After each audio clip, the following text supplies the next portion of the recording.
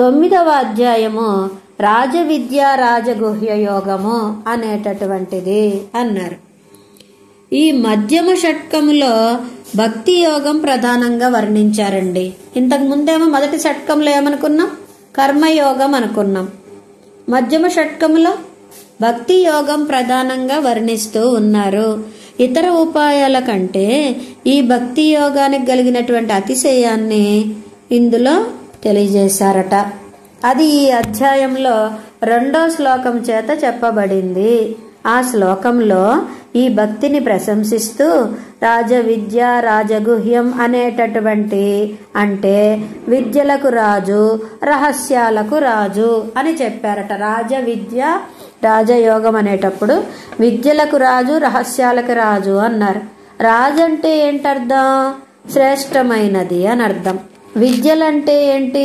పరమాత్మని పొందినటువంటి ఉపాయాలు అని చెప్తున్నారు. విద్య అంటే మనకేంటి?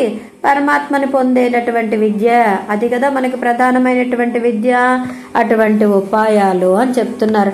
గుహ్యములంటే అధికారి యోగ్యతని తెలుసుకుని ఉపదేశించవలసినటువంటి రహస్యాలు.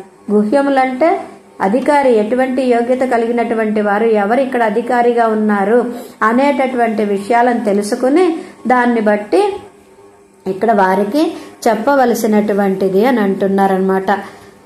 అట్టి ఉపాయాలన్నిట్లో, అట్టి రహస్యాలన్నిట్లో ఈ భక్తి యోగము ఉత్తమమైంది కాబట్టి దీన్ని రాజవిద్య రాజగుహ్యమని పరమాత్మ ప్రశంసించారు. అది కాబట్టి అదే ఈ యొక్క అధ్యాయానికి తిరునామం అయింది అని చెప్తూ ఉన్నారు.